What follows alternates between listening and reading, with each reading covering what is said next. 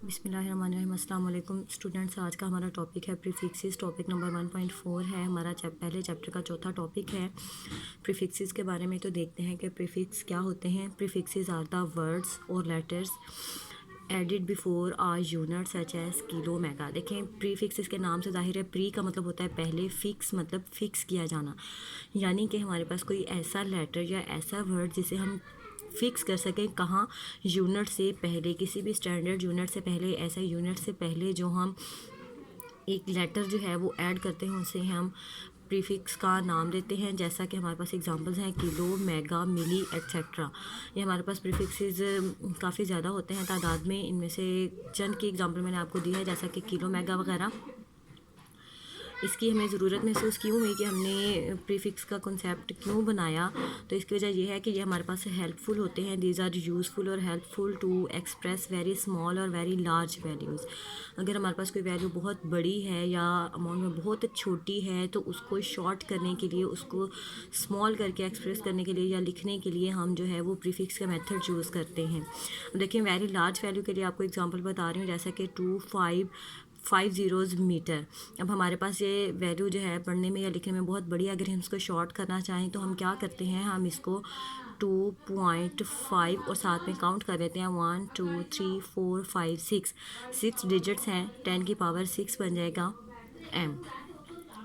अब जो है आपके पास पॉइंट जो है वो हमेशा फर्स्ट डिजिट के बाद होना चाहिए और फर्स्ट डिजिट जो है वो हमारा नॉन ज़ीरो होना चाहिए, मतलब ज़ीरो के अलावा कोई भी और होना चाहिए।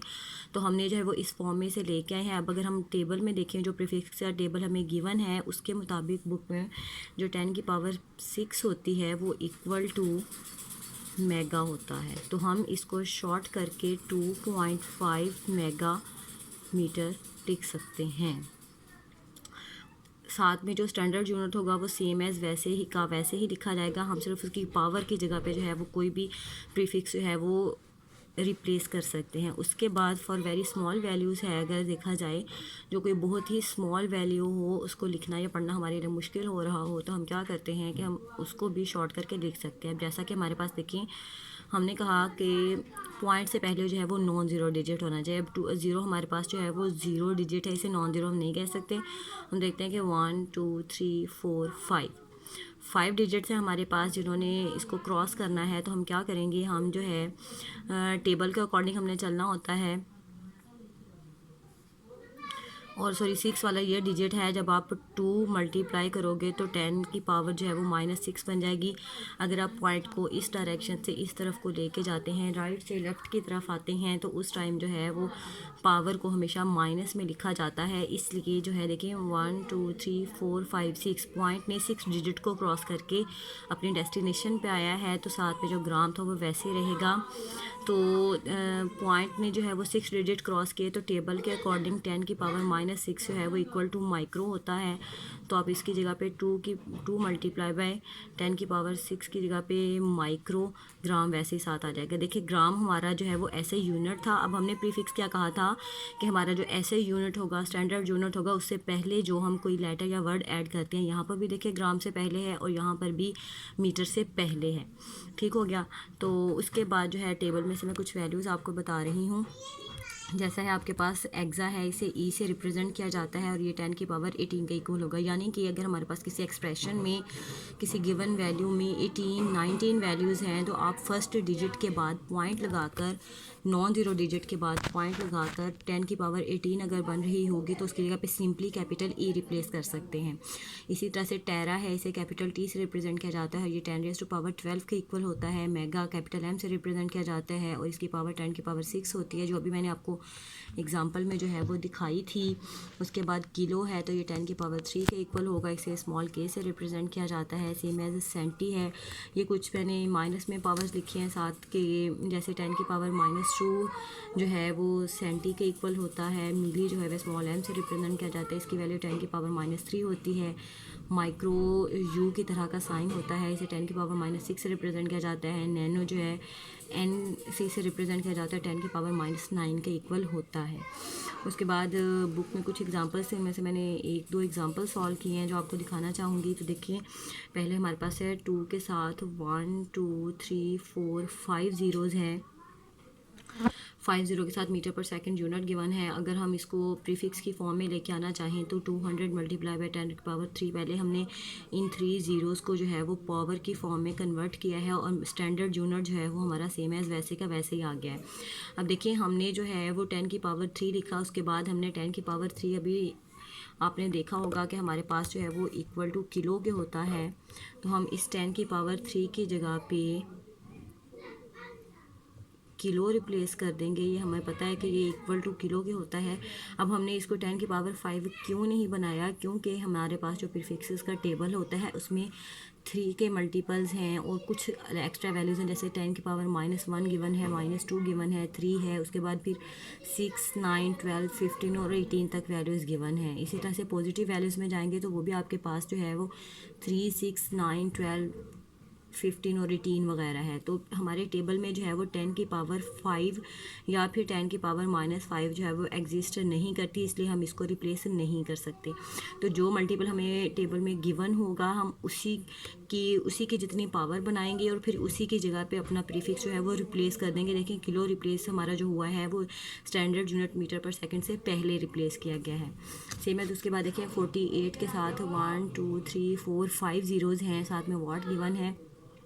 तो हम क्या करेंगे, हम 48 वैसे ही रहने देंगे, पहले इन ज़ीरोज़ को ख़त्म करने की कोशिश करेंगे। 10⁵ वाट है हमारे पास, जब हम इसको शॉर्ट करेंगे तो 10⁵ वैसे आ जाएगा और वाट वैसे साथ लिखा जाएगा। फिर हम जो स्टैंडर्ड फॉर्म हमारे पास होती है या स्टैंडर्ड साइंटिफिक नोटेशन एक मेथड होता है, उसके अकॉर्डिंग जो है वो हमारा पॉइंट जो है वो नॉन ज़ीरो डिजिट के बाद होना चाहिए और पॉइंट से पहले एक ही डिजिट होना चाहिए।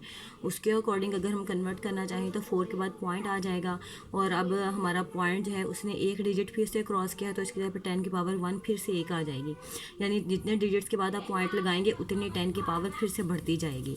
अब 10⁻1 भी पॉजिटिव है, 5 भी पॉजिटिव है, इनकी बेसिस सेम है, 10 है दोनों के, इसका मतलब है इन पावर्स को हम ऐड कर सकते हैं। जब हम 5 + 1 करेंगे तो 6 बन जाएगी और टेबल के अकॉर्डिंग हमारा 10⁻6 जो है वो इज़ इक्वल टू मेगा के होता है, तो हम उसकी जगह पे जो है वो मेगा रिप्लेस कर देंगे। तो हमने जो है वाट से पहले मेगा लगा दिया। अब हम देखते हैं कि प्रीफिक्सेस के बारे में हमारे कुछ इम्पोर्टेंट पॉइंट्स होते हैं याद रखने वाले, वो कौन कौन से हैं important points to remember. Prefix के बारे में हमें कुछ कवानीन होते हैं या कुछ रूल्स होते हैं जिनको हमेशा जहन में रखना होता है।